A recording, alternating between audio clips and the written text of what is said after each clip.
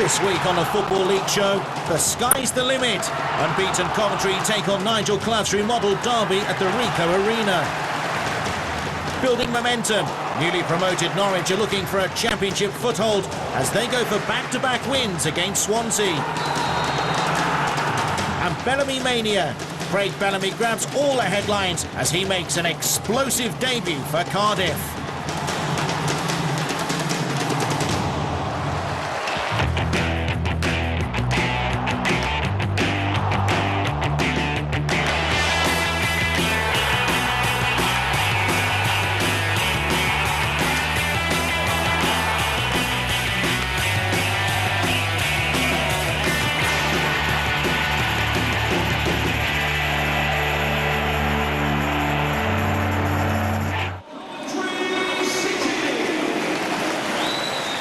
We start at Coventry's Ricoh Arena.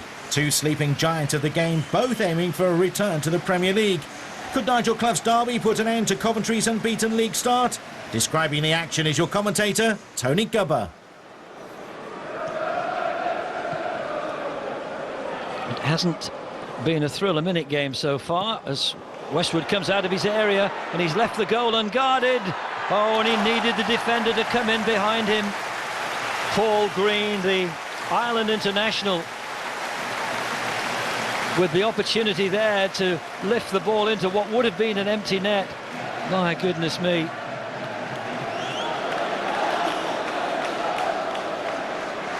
Right, it's going to be a Coventry corner here, and Turner's come forward. McSheffrey to take it. Here's Carsley! Oh, was that going wide? Maybe not, it was cleared off the goal line anyway.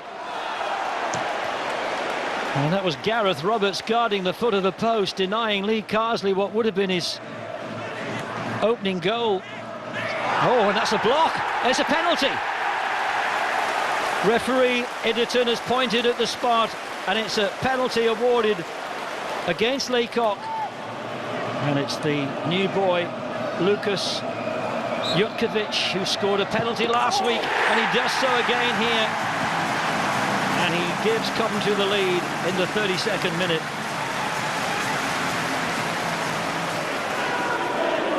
Savage.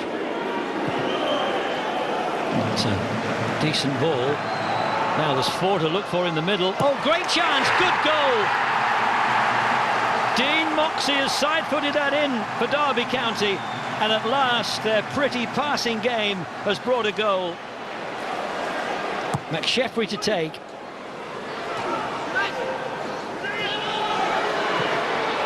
Here's Carsley. Coventry still have plenty of players forward. Oh, yes! Turner with the goal for Coventry on his birthday, 22 today, and he gets Coventry's second goal.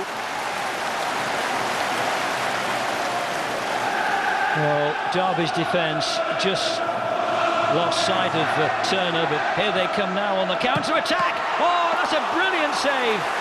An absolutely brilliant save by Westwood. How did he keep that out? You know, we're not going to play sexy football every week, but what we are going to do is we are going to be organised, and we're going to make sure we get all our restarts right, and we'll try and exploit our opposition. Not even in their wildest dreams could Cardiff fans have dreamt that this would be possible. But big spending Manchester City this week offloaded one of the game's brightest stars. Craig Bellamy joined Cardiff on loan in arguably the transfer coup of the decade. It was disbelief all round as the supporters prepared to welcome a local hero. Oh, it's absolutely superb. Since the start of the week, Bellamy Mania, it's gone from here, it's gone all round the valleys. Wales is absolutely gone crazy for it. It's mental. The shirts are going out. There's thousands of shirts. It's unbelievable. We can't believe it. I was down here 9 o'clock, made sure we got Bellamy on the top today. So, you know, I can't believe it. I can't believe it. You know, 4 weeks ago, we're in a real mess. And you know, today we've got Bellamy, other great players, Kumas. What a few weeks it's been. So it's going to be fantastic. Manager Dave Jones made his new loan signing captain for the visit of Doncaster at a sold-out Cardiff City stadium. It was the most hotly anticipated fixture of the weekend. Your reporter, Dan O'Hagan. With all the hype around Craig Bellamy's debut, you could have forgiven this match for being an anti-climax. It wasn't.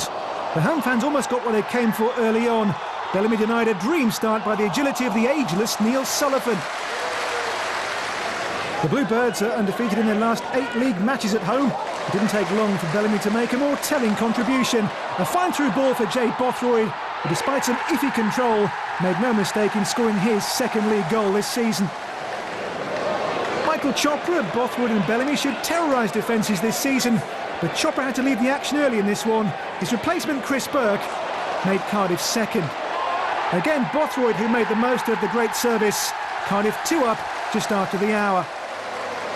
Bellamy didn't fail to entertain his adoring public and soon made the Bluebirds third. Route 1 this time, a 60-yard ball releasing Burke, who held off Donny's Adam Lockwood before scoring his second of the season.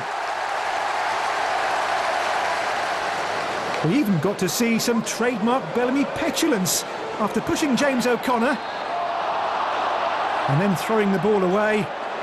He received his first yellow card in a Cardiff City shirt.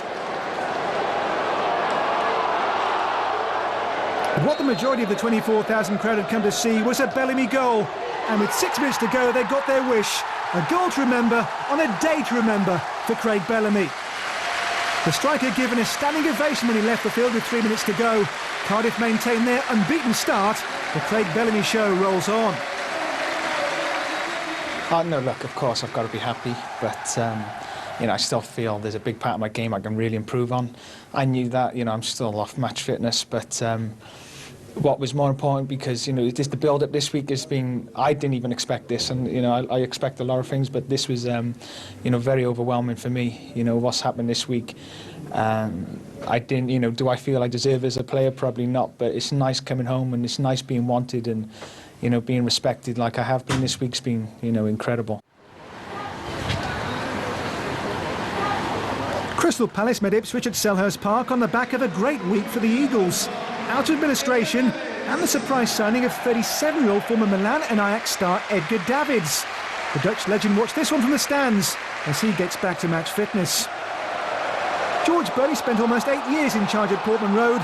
His old club in no mood for sentimentality though, as they began brightly. Carlos Edwards should really have opened the scoring. With the game finally balanced, it took a dramatic turn just after the break. Claude Davis pulling down John Stead in the box. Penalty. And the big defender seeing red. Palace down to 10. Grant Ledbetter stepped up and made no mistake. 1-0, an uphill battle for the hosts. Palace had barely begun to reshuffle when Ipswich made the one-man advantage pay.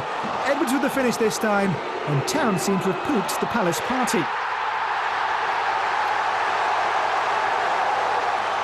There was more drama in store. Ipswich too would fail to finish with 11 men. Tottenham loanee Andros Townsend having a moment of madness with this crazy challenge on Palace goalkeeper Julian Speroni.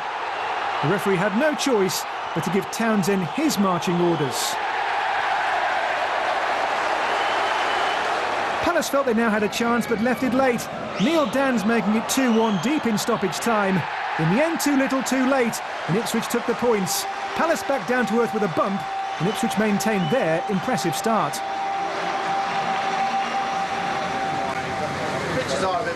Scunthorpe got their first ever win away at Queen's Park Rangers last season, but under Neil Warnock, the team from West London are a different proposition this campaign. 2 wins out of 2 in the league. Adel Tarab is just one reason behind their fine start. Always a threat in this match. Scunthorpe had their warning early on after this free kick. Rangers aiming to win their opening 3 league games for the first time in 63 years. Fullback Bradley Orr got them on their way, heading in his first goal since moving from Bristol City in the summer.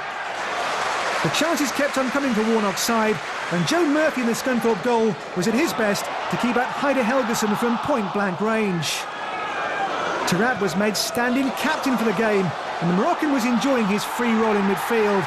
A delightful ball for Helgeson, the striker scoring his 100th club career goal on the eve of his 33rd birthday. It wasn't all one way.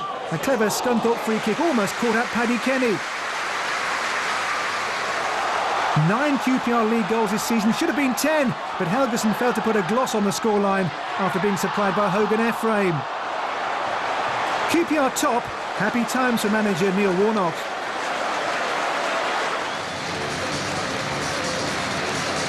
Hull face Watford at the KC Stadium in a tricky clash for the Tigers. The Hornets have begun the season well, but with a strengthened squad including new signing Jay Simpson from Arsenal, the home fans had high expectations. Slovenia captain Robert Koren was making his full debut in this one and was a rare bright spark in what was a tense encounter from the start. The midfielder testing Scott Loach in the Watford goal early on. Hull boss Nigel Pearson was 47 today, but there was not much for the birthday boy to cheer. Chances in short supply.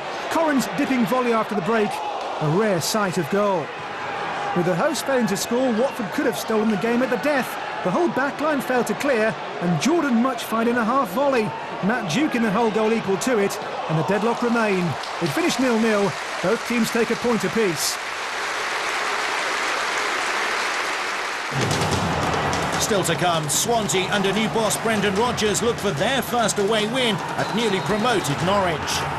And the best from League One, a thriller from London Road as Peterborough meet much fancied Huddersfield.